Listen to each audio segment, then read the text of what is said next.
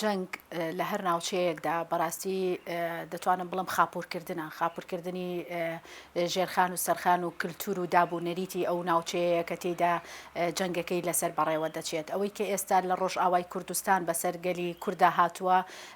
وەک ئەوەی کە پلانێکی دوورمەوداتری هەیە بەوەی کە تورکیای فاشیست لە ڕێگەی گروپە چەتەکانەوە هەمیشە هەوڵی داوەکە دیمۆگرافیای ئەو جوگرافیایی کە ناوی ڕۆژئاوای کوردستانە لە بەری فراتدا ژمارەی کوردەکان لەوێکەم بێتەوە بەوەی کە ژمارەی کوردان لەو ناوچانەکەم بۆیە دیمۆگرافیای ناوچەکە بگۆڕێت. بۆیە ئەوەی کە ئێستا ڕوودەدات بەڕاستیەکەی مەترسیەکی گەورەی لەوەی جینۆسایدێکی گەورە لە ڕۆژئاوای کوردستان لە ڕێگەی تورکیای داگیرکەرەوە بەسەر کوردەکاندا بسەپێنرێ. بۆیە پێویستە گەلی ئێمە هۆشیار بێ بەرامبەر بەم پلانە نەگریسەی تورکیای فاشیست لەسەر نەتەوەکەمان کە بەڕێوەی دەبات. دیارە ژنان هەمیشە قوربانی جەنگەکان بوونە لە دێر زەمانەوە. گەلی کوردیش دەتوانم بڵێم لەبەر ئەوەی لە مێژووی سەدان ساڵی ڕابردوودا خەبات و تێکۆشانی کردووە بە هەمان شێوە ژنان لەو جوگرافیایی کە ناوی کوردستانە لە هەریەک لە ڕۆژئاوا باکوور باشوور ڕۆژهەڵاتی کوردستان لە بەردەم قەیرانی جەنگدا بوونا بۆیە هەمیشە قوربانی بوون. من هەموو جارێک دەڵێم کە دۆزی ژنان کاتێک کە باز دەکرێت لەوەی کە ژنان توندوتیژیان بەرامبەر دەکرێت دیارە لە ناوچەیەک لە جوگرافیایەک بۆ جوگرافیایەکی تر گۆڕانکاری بەسەردادێ. ئەوەی کە ئێستا لە ڕۆژئاوا دەگوسێرێ جینۆسایدکردن یا خۆت پاکتاوکردنی نەژادیە لەسەر نەتەوەی کورد بەڕێوە دەچێت. لە ناویشیاندا ئەم نەژادە ژن و مناڵی گەلی کوردەکە لەناو دەبرێت و جینۆساید دەکرێت. بۆیە ژنان لە بەردەم قەیرانێکی گەورەتردان ژنانی ڕۆژئاوا دەبینین لە 2014 2017 لە بەرامبەر بە گەورەترین تیرۆریست کە تیرۆریستانی داعش بوون جەنگاوە لە پێناو بەدەستێنانی ئازادی و شەرەف و کەرامەت لە ناوچەکەدا. دەبینین بە شۆڕشی ژن ژیان ئازادی دەتوانم بڵێم پێشەوە ژنانی کورد پێشەوایی شۆڕشێک دەکەن کە بەرپەرجدانەوەی زوڵم و زۆر و ستەمە لە تەواوی جیهاندا بەگشتی و بەتایبەتتر لە ڕۆژئاوا و ڕۆژهەڵاتی کوردستاندا. دیارە دەمەوێت تیشک بخەمە سەر ئەوەی کە لە ئێستادا بەهۆی ئاوارەبوونی گەلەکەمان لە ڕۆژئاوای کوردستان بەهۆی ئەو شەڕ و پەلاماردانە نەگریسەی کە بەرۆکی نیشتیمانەکەمانی گرتووە لە ڕێگەی گروپە داعشیە چەتەکانەوە بۆ سەر ژنان دەبینین لە شاشە تیڤیەکانەوە سوکایەتێکی گەورە بەم مرۆڤە دەکرێت کە ژنەکە بەڕاستیەکەی جێگەی نیگەرانی و تێڕامانە کە لە ئێستادا لەم سەردەمانەدا بە جۆرێکی وەها مامەڵە لەگەڵ ژندا بکرێت کە لە کاتێکدا تەواوی جیهان کۆکن لەسەر ئەوەی ژنان بگەن بە مافەکانی خۆیان ژنان یەکسان بن لەگەڵ تەواوی ئادەمیزاد لەسەر ئەو گۆڕەپانەی کە زەویە و ئێمە دوجار وەکو کورد بەڕاستی باجی ئەو خەبات و تێکۆشانە دەدەین کە بۆ ئازادی و بۆ پاراستنی شەرەف و کەرامەتی تەواوی مرۆڤایەتی لە ناوچەکەدا سەرشانی خۆمان خستۆ بە ئەرکی خۆمان زانیوە. دیارە ژنان ئەگەر ببینین لە شاشەی تیڤیەکانەوە ئەو قوربانی دانانەی ژنان ببینین لە ڕۆژئاوای کوردستان کە شانیان ناوەتە بەر گەورەترین قەیرانەکانی مرۆڤایەتی کە لە ئێستادا لەسەر مرۆڤایەتی بەڕێوە دەچێت دەبینین کە ژن لە چی ئاستەنگێکدایە و ئەو هەموو ئالەنگاریانەی کە ژن ئێستا ڕوبەڕووی دەبێتەوە لە ڕۆژئاوای کوردستاندا لەوەی کە ماڵ و حاڵی بەجێ دەهێڵێت لەوەی کە مناڵەکەی بەدەم ڕێوە ڕق دەبێتەوە چونکە بمانەوێ نەمانەوێت کاریگەریەکانی جەنگ لەسەر ژنان زیاترە چونکە ژنان جەرگ سوتاو دەبن ژنان بێ هاوسەر دەبن ژنان بێماڵ دەبن ژنان بێ ئابووری دەبن کە ئەمە هەموو ئەو لێکەوتە و دەرکەوتە خراپانن کە لە داهاتوودا ژن مەودایەکی زۆر یاخود کاتێکی زیاتری دەوێت بۆ ئەوەی بتوانێت جارێکی تر پەرە بەخۆی بداتەوە و گەشە بەخۆی بداتەوە بتوانێت سەرپێ بکەوێ و بتوانێت کۆمەڵگە بەڕێوە بەرێت چونکە دەزانین لە کۆمەڵگەدا کاتێک ژن تووشی قەیران دەبێتەوە کۆمەڵگە بەگشتی تووشی قەیران و نەهامەتیەکان دەبێتەوە چونکە ئەوە ژنە بزوێنەری کۆمەڵگەیە ژنە دەتوانێت کە کۆمەڵگە بەرەو پێشەوە ببا و ڕەوڕەوەی ژیان بەرەو پێشتر بەرێ. بۆیە ئەوەی کە ئێستا لە ڕۆژئاوا دەگوزەرێ بەداخەوە جینۆسایداوە بەداخەوە توندوتیژیەکی حتمیە لەسەر ژنان لەسەر هاوڵاتیانی سڤیل و دەبینین ڕۆژانە تورکیا ناوچە سڤیل نشینەکان بردومان دەکا کە ئەمە تاوانی جەنگە بە یاسانێونەتەوەیەکە کە ئەگەر لێپرسینەوەیەک بکرێ بەڕاستی تورکیا پێویستە وەکو تاوانباری جەنگ دادگایی بکرێ بەخۆی و ئەردۆگانی سەرۆکی و بە هەموو ئەو گروپە تیرۆریستیانەی کە بە وەکالەت لە ڕۆژئاوای کوردستاندا شەڕی بۆ دەکا و دەمەوێت ئاماژە بەوە بکەم بەڕاستی ژنان بەرخودانێک بەڕێوە دەبن کە جێگەی شانازی تەواوی جیهان بێت چونکە دەبینین ژنانی ڕۆژئاوا دەتوانم بڵێم کاتێکە ئاوێزانی خەبات و بەرخودان دەبن کاتێک دەبینیت بەو هەموو هۆشمەندیەوە چەک لەشان دەکات بەرامبەر بە تیرۆریستان بەرامبەر بە مافی ڕەوای خۆی و دەتوانم بڵێم ژنانی ڕۆژئاوا سمبولی ژنە ئازا و بوێر و تێکۆشەرەکانی تەواوی جیهانن لە ناویشیانە ئەو شانازیە بەرکورد دەکەوێت کە دەتوانم بڵێم لە ماوەی لە دەی ڕابردوودا ژنی کورتوانی وێتی سمبولی بەرخودان و ئازادی و تێکۆشان بێ بە تایبەتر لە ڕۆژئاوای کوردستان و دەزانین لە ئێستادا لە ڕۆژهەڵات هەمان تونند و تیژی بەرامبەر بە ژنانی کورد دەکرێت لە ژێر شۆڕشی ژن ژیان ئازادی لە ماوەی 3 ساڵی ڕابردوودا دەتوانم بڵێم زیندانەکانی ڕۆژهەڵات یاخود کۆماری سێدارە پڕ بووە لەو ژنە ئازادانەی کە دەیانەوێت گزارشت لە ئازادی و مافی ڕەوای نەتەوە و نیشتیمان و مرۆڤایەتی و مرۆڤبوون بکەن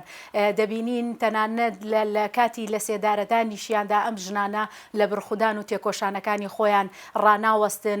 بەڵکو هەڵگری بیر و هزر و پەیامێکن کە تەواوی جیهان سەرسام دەکات و دەبێتە ترس و تۆقێکی گەورە بۆ هەر یەک لەو ڕژێمانەی کە ئەم ژنە ئازادانە بە مەترسی بۆ سەر سیستەم و ستاتۆ دیکتاتۆر و فاشیستەکەی خۆیان دەزانن بۆیە دەبینین لە ئێستادا ڕەشبگیریەکی گەورە لە ڕۆژهەڵاتی کوردستان بەرامبەر بە سیاسەتمەداران و چالاکوانان بە تایبەتر لە نێویاندا ژمارەیەکی زۆر لە ژنان کە ئێستا لە زیندانەکان کراون و حکمی سێدارەیان بۆ دەرکراوە کە لە ڕاستیدا ئەم ژنانە جگە لەوەی کە هەڵگری پەیامێکی مرۆڤایەتی پەیامێکی ئازادی ئاشتی پێکەوە ژیان هیچ پەیامێکی دیکەیان هەڵنەگرتووە بۆیە ئەم ڕژێمە دیکتاتۆرە فاشیستانە دەیانەوێ ئەم ژنە ئازادانە چونکە ژنان بزوێنەری کۆمەڵگە و بەرەو پێشبردننی ڕەوڕەوەی کۆمەڵایەتی مرۆڤایەتین دەیەوێت بەم جۆرە لە گرتن لە سێدارەدان لە تیرۆرکردن لە ناویان بەرێ لە یادی نەکەین هەر یەک لە شەهیدان گوڵستان تارا و هێرۆ دەتوانم بڵێم نمونەی ئەوەن کە زلهێزێکی ناتۆ تورکیای داگیرکرد بهێنێتە سەر هێڵ لە ناو باوەشی نیشتیماندا بە درۆن بردومانیان بکە و شەهیدیان بکە هۆکارەکەی تەنها ئەوەیە ژنی خاوەن هزر و ئیرادە و فکر ئەو ژنانن کە دەبنە مەترسی بۆ سەر ئەو ستاتۆیە یاخود ئەو سیستەمە سیاسیە پیاوسالارە یاخود ئەو سیستەمە سیاسیە دیکتاتۆرەی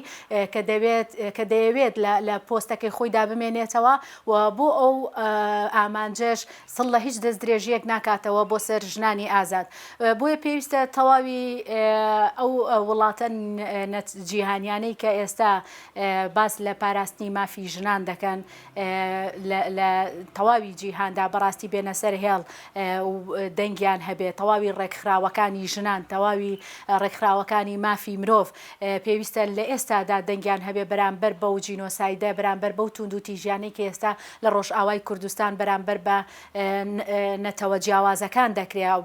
بیرمان نەچێت تەنها نەتەوەی کورد نییە لەو جوگرافیادا دەژی بەڵکو کەمە نەتەوەیەکانی تریش بە هەمان شێوازی کورد ڕوبەڕووی ئەو جۆرە لە جینۆسایدکردن و پاکتاوکردنی نەژادی دەبنەوە کە لە ئێستادا لەو جوگرافیادا کە پێی دەوترێت جوگرافیای جەنگ یاخود شەڕکە ڕۆژئاوای کوردستان و دوجار تەواوی سووریایە بەڕێوە دەچێت بۆیە پێویستە چاوپۆشی لەم تاوانانەی جەنگ نەکرێت کە هەر یەک لە وڵاتانی زلهێزیش بەڕاستی کردویانە ئەوەی کە بینیمان ئیسرائیل بەرامبەر بە غەزە کردوێتی کەم نییە هەرچەندە لەوانەیە هاوکێشە سیاسیەکە بە شێوازێکی تر بێت لەوانەیە بوترێت پەلامارەکان سەرەتا لە ڕێگەی بزوتنەوەی حەماس هەڵەیەکی گەورەی سیاسی بووە کە کراوە بەرامبەر بە ئیسرائیل و دوجار ئیسرائیل ڕەوایەتی بەخۆی بدا کە هاوڵاتیانی سڤیل لە غەزە بردومان بکە یاخود هاوڵاتیانی تورکیا ڕەوایەتی بەخۆی بدا کە بە ناوی پاراستنی سنوورەکانی خۆیەوە نەتەوەیەک پاکتاوی نەژادی بکە و بیسڕێتەوە و دیمۆگرافیاکەی بگۆڕێت بۆیە من بەڕاستی دەمەوێت جارێکی تریش ئاماژە بەوە بکەم نەتەوەی ئێمە نەتەوەی کورد لە مێژووی خەباتی سەدان ساڵەی خۆماندا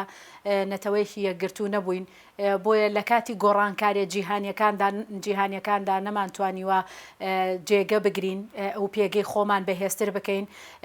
لە ئێستادا ئەوەی کە هاتۆتە پێشەوە گۆڕانکاریە لە هاوکێشە سیاسیەکانە دووبارە داڕشتنەوەی جوگرافیای ڕۆژهەڵاتی ناوەڕاستدا کورد بووە بە ئەمری واقع لە جیهاندا پێویستە کوردەکان یەکگرتوو بن تەبا بن بۆ ئەوەی بتوانن پێگەی خۆیان لەناو ئەم نەخشە جیهانیە نوێیەدا بکەنەوە بۆ ئەوەی بتوانن قەوارەی کورد و دەتوانم بڵێم بە شێوازێکی باشتر لەوەی کە ئێستا هەیە بتوانرێت بپارێزرێ و پارتە سیاسیەکان نەبن بە مەقاشی دەستی هیچ وڵاتێکی ناوچەیی یاخود جیهانی چی لە بەرژەوەندی نەتەوە نیشتیمانەکەماندا هەیە ئەوە سەر پێ بخرێ و بتوانرێت ئەم نەتەوە نیشتیمانە چیتر بەڕاستی خوێنی لێ دەچۆڕێت بە هەموو شێوەیە گەمارۆ دراوە باشوور لە ڕووی ئابوووریەوە گەمارۆ دراوە لە هەر چوار لا دەتوانم بڵێم لە ڕێگای تورکیا بردومان دەکرێت ڕۆژانە عێراق گەمارۆیەکی ئابووری گەورەی خستۆتە سەر دەتوانم بڵێم ئێرانیش بە شێوەیەک پشکی هەیە لەو گەمارۆیی کە ئێستا بەسەر باشووری کوردستاندا سەپێنراوە بە هەمان شێوە لە ڕۆژ ئاواوە جەنگێکی خوێناوی بەرۆکی نەتەوەکەی گرتوین لە ڕۆژهەڵات ڕەشبگیریەکی گەورە بەرامبەر بە نەتەوەکەمان دەکرێت لە باکووری کوردستان کوردەکان توانیان لە ڕێگەی هەڵبژاردنەکانەوە سەرکەوتوو بن توانیان ببن بە خاوەنی شارەوانیەکانی خۆیان و خۆبەڕێوەبەری شارەوانیەکان بەڵام دوجار لە ڕێگەی ئەو پلانە کە تورکیا بەڕابەتی ئەردۆگان دایڕشتووە قەیوم لە جێگەیان دانراو لە شوێنی پێگە سیاسیەکانی خۆیان کە بە هەڵبژاردن هاتبوونا ناو پرۆسەکەەوە و توانی بیان سەرکەوتن بەدەست بێن کرانە دەرەوە هەموو ئەمانە پێمان دەڵێکەوە کورد پێویستە یەکدەنگ بێ چونکە دوجار وەک ئەوەی کە شێخ سەعیدی پیران ئەڵێت ئەگەر خۆشمان لە بیری بکەین کوردین دوژمنەکانمان لە بیریان نەچووە کە ئێمە کوردین و لە بەرامبەر بەو پاکتاوکردنی نەژادی کە ئێستا دوژمنانمان دەستیان ناوەت هەیە هەمومان یەکسانین و هیچ پارت و هیچ لایەنێک نزیک نییە لە دوژمنەکانی ئێمەوە بەڵکو تەنها وەکو مەقاشێک بەکاردەهێنرێت بۆیە پێویستە پارتە سیاسیەکان بە شێوازێکی سیاسیانەی حەکیمانەی عاقلانە ئەوەی کە من پێی دەڵم سیاسەتی ڕەساسی لەبەر ئەوەی کە ئێمە لە ئەزمموی خۆمانەوە دەزانین کورد هیچ کاتێک دۆستێکی واقعی نەبووە هەتا کورد بە ڕەش و سپی مامەڵە بکە هەتا کورد بڵێ کێ دوژمنە کێ دۆستە بەڵکو پێویستە کورد هاوپەیمانێتیەکانی بە شێوازێک بێ بۆ ئەوەی بەرژەوەندەکانی خۆی بەدەست بهێنێ نەگەوەی کە لەگەڵ کەسێکە تا سەر بڵێ دۆستمە ئەوەی ئێمە دەبینین ئەمریکامان هەمیشە بە دۆستی خۆمان زانیوە دەتوانم بڵێم لەم سێدەی کۆتاییدا بەڵام ئەمریکا دوجار دەڵێت ئێمە بەرژەوەندەکانی خۆمان لە سووریا و پێگە سەربازیەکانمان دەپارێزین ناڵێت ئێمە کوردەکان دەپارێزین بۆیە پێویستە کورد سیاسەتێکی عقلانی بەڕێوەبەرێ بۆی بتوانێت ئەم دۆخە تێپەڕێنێ و خۆشبەختانە گەشببینین بەرامبەر بەوەی کە لە داهاتوو ڕوودەدا پێمان وایە کورد بۆ بە دیفاکتۆ بۆ بە ئەمری واقع دەوڵەتی ڕۆژ ئاوادا دەمەزرێ و باشوور پێویستە زیاتر خۆی کۆ بکاتەوە و بتوانێت حکوومەتەکەی سەرپێ بخاتەوە حکوومەتێکی خزمەتگوزار لە پێناوی هاونیشتیمانیان و هاوڵاتیان دابێ و لە باکووری کوردستان جارێکی تر پرۆسەی ئاشتی بە شێوازێک سەرپێ بخرێ کە بتوانرێت دیمانە و دیدارەکان لەگەڵ بەڕێز عەبدوڵڵا ئۆجەلان دوجار ئەو هاوکێشە سیاسیە بهێنێتە گۆڕەپانەکە کە ئاماژە بەوە دەکرێت کە بەڕێزیان دەتوانن شەڕ و کوشتار بگۆڕن بە ئەمری سیاسی بۆ ئەوەی بتوانرێت بە هاوکێشەیەکی سیاسی حەکیمانە ئەوەی کێسە لە ڕۆژهەڵاتی ناوەڕاستدا دەگوزارێ بتوانێت تێ بپەڕێنرێت چونکە دەزانین دەوڵەتی فارس دەوڵەتی تورک دەوڵەتی عەرەب ئەمانە شکستی خواردووە لە 100 ساڵی ڕابردوودا پێویستە گۆڕانکاری لەمەدا بکرێ و پێویستە فیدراڵی کۆنفیدراڵی بۆ تەواوی نەتەوە جیاوازەکان و نەتەوە بندەستەکان بهێنرێتە گۆڕەپانەکە و بۆ ئەوەی تێیدا کوردەکان بتوانن بە مافی ڕەوای خۆیان بگەن و وەتیاشیدا ئەو گەلانەی کە بندەست بوون لە ژێر دەسەڵاتی کوردەکاندا کە دەبینرێ و ئەزمون دەکرێت کوردەکان توانی ویانە پارێزگاری لە شوناسی نەتەوە جیاوازەکان بکەن لەو شوێنانەی کە خۆ بەڕێوەبەری خۆسەری تێدا بەڕێوە دەچێت جارێکی تر سەری ڕێز و نەوازش بۆ تەواوی خەبات جینایەتکاران و شۆڕژگێڕانی ئەم نیشتیمانە و شەهیدان و قارەمانەکانی ئەم نیشتیمانەدا دەنەوێنین ئومێد و چاوی ئومێدمان لەسەر ئەوەیە کە ڕۆژئاوای کوردستان دەگات بەو ئامانجەی کە لە پێناویدا هەوڵی بۆ داوە و تایدا ژنان دەتوانن ڕۆڵی کاریگەر و کارامەی خۆیان بگێڕن وەک ئەوەی کە تا ئێستا ڕۆڵێکی کاریگەر و کارامەیان گێڕاوە کە توانیویانە خۆیان و ئەوانەی کە بەرپەرچی ئەم جۆرە لە داگیرکاری دەدەنەوە بپارێزن و بتوانن هەڵگری شوناسێک بن کە ئێمەش و تەواوی جیهانی شانازیان پێوە دەکەین دەتوانم بڵێم شەڕەڤانان دەتوانن پارێزگاری لێ بکەن بەدەستی کوردەکانەوە بمێنێتەوە و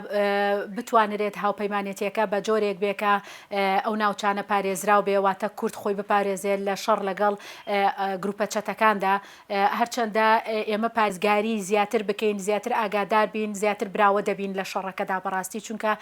ناکرێت پشت بە هیچ وڵاتێکی ناوچەی و جیهانی ببەسترێت کورد پێویستە پشت بە خۆی ببەستێ بە توانای خۆی ببەستێ بە هێزی خۆی ببەستێ چونکە لە ئەگەری پێچەوانە بوونەوەی هاوکێشەکەدا بەڕاستی بە زیانێکی زۆر گەورە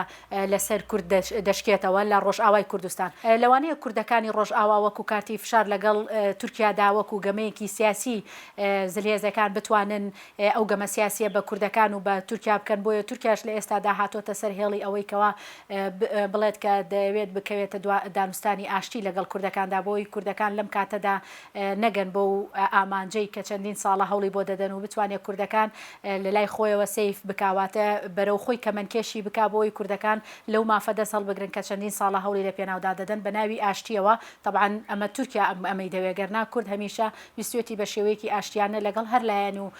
گروپ و دەوڵەتێکی ئیقلیمی و جیهانی داویستێتی بە ئاشتی کێشەکانی چارەسەر بکە بەڵام تورکیا پێم وانە هەنگاوی خێری هەبێ بۆ ئاشتی چونکە ئەوەی دەیبینی دانانی قەیوم لە جێی شارەوانیەکان لە باکووری کوردستان هەروەها ئەو تۆباران و بۆمبارانکردن و بردومانکردانەی کە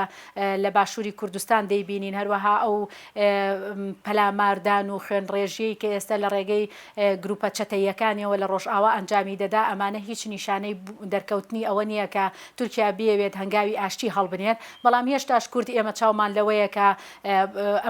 ئەمە تەنها دەنگۆیەک نەبێ و ببێ بەڕاستی چونکە دوجار کوردەکان دەتوانن بە ئاشتی ئەمە چارەسەر بکەن دوجار دەمەوێت بێمە سەر ئەوەی کە تا چەند عێراق لە جەنگەکەوە دەگلێت دیارە ئیسرائیل پێگەکانی هەریەک لە بزوتنەوەی حەماس لە حیزبوڵای لوبنانی لە سووریا بە هەمان شێوە گورزی کەمەشکێنی لەمانەداوە دەتوانم بڵم بەداخەوە عێراق لە ڕێگەی حەشدی شعبی و لە ڕێگەی حیزبوڵای عێراقیەوە تا ڕادەیەک بەشدار بوو لەو هێرشەی کە کرایە سەر ئیسرائیل بۆیە دوور نییە لە ئەگەری ئەوەی کە لە سووریا ڕوودەدات لە عێراقیشدا ڕووبدات و پێگە سەربازیەکانی هەریەک لە حەشدی شعبی و لە حیزبوڵا بکرێت بە ئامانج ئەمە ئامانجەکەش لێرەدا ئەوەیەکەوە پێگەی ئێران لە هەریەک لە سووریا و عێراق لاواز بکرێت پێویستە باشووری کوردستان بەڕاستی ئامادەکاری بکات بۆ ئەم هاوکێشە سیاسیە کە لە ناوچەکەدا دەگوزارێت و بێوێت بۆ ئەوی بتوانرێت پارێزگاری لەو قوارەیە بکات کە تێیدا هەیە و ناتوانین ئەوە بشارینەوە کاتێک کە پێشمەرگە دەبێت بە ئەندامێک لە هاوپەیمانێتی ئەمریکا دەتوانم بڵێم هاوپەیمانەتی ئەمریکا ئێستا تەنها وڵاتانی ئەوروپینە هاوپەیمانەتی ئەمریکا لە ئێستا ئەمریکا ئیسرائیل بەریتانیا ئەم هاوکێشەی جەنگە بەڕێوە دەبن دیارە ئیسرائیل جەنگی وەکالەت بۆ ئەمریکا دەکات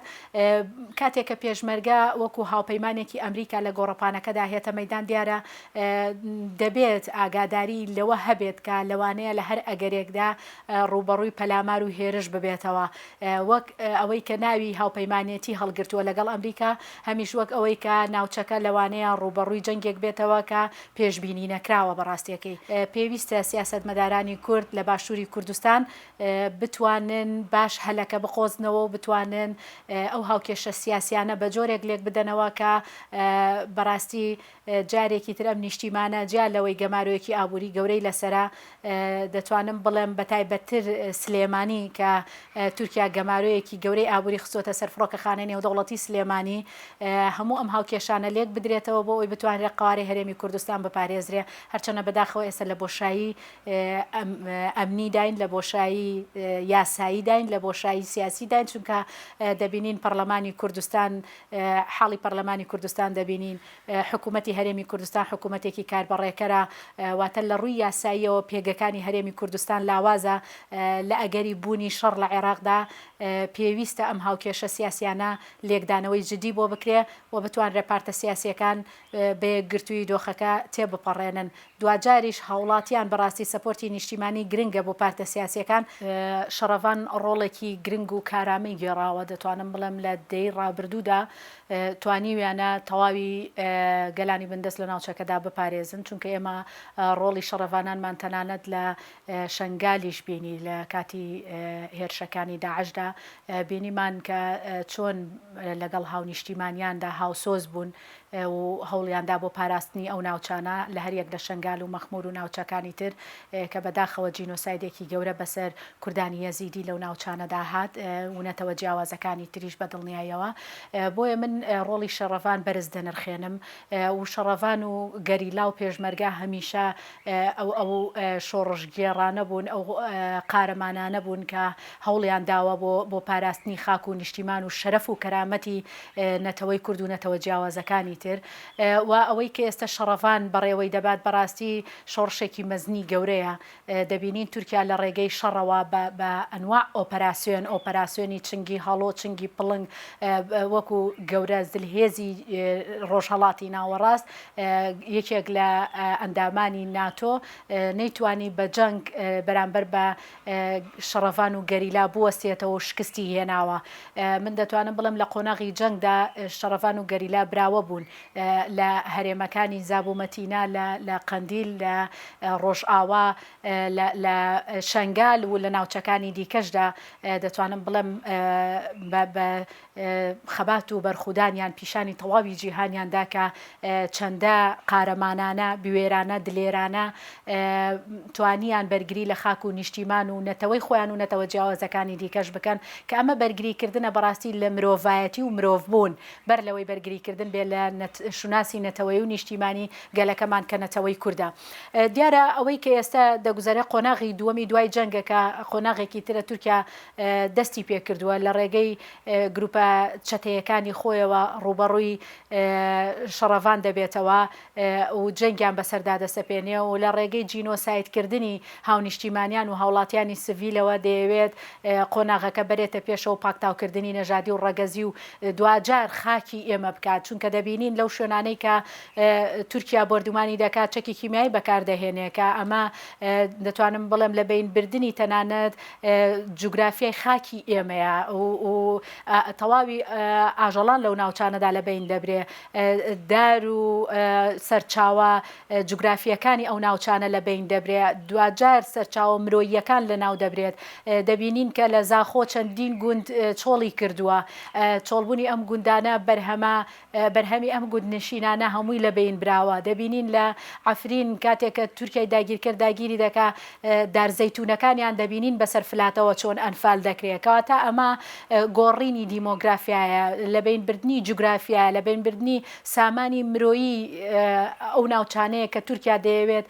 داگیری بکات لە ناو ئەو پرۆژەی کە پێی دەوترێ پرۆژەی عوزمای تورکی کە بیەوێ جارێکی تر دەست بەسەر ئەو ناوچانە و دەوروبەری ڕووباری فرات و دوجار بێتەوە بۆ موسڵ و کەرکووک بگرێتەوە و بیکاتەوە سەر خەریتەی عوسمانلی کە باوەڕی پێی وایە و لە سایکۆلۆژیای ئەم تاکانەدا هەیە کە ئەمە پێی دەوترێت سایکۆلۆژیای سەرکردایەتی سەرکردەکان چونکە ئەمانە پیان وایە ئەم خاکانە بەشێکە لە ئەوان بۆیە ڕەوایەتی دەدەن بەوەی کە جینۆساید و پاکتاوکردنی نەژادی و ڕەگەزی و مرۆیی و جوگرافی لەو ناوچانە بەڕێوە بەرن تەنها بۆ ئەوەی ئەو ئامانج و پلانەی کە هەیەە سەر بگرێت کە دەتوانم بڵم خۆشبەختانە شەڕەڤان و گەریلا پێشگیریەکی تەواویان لەمە کردووە و توانیویانە سەرکەوتوو بن بەسەر ئەم پلانە نەگریسەدا کە تورکیای فاشیست داڕشتووە.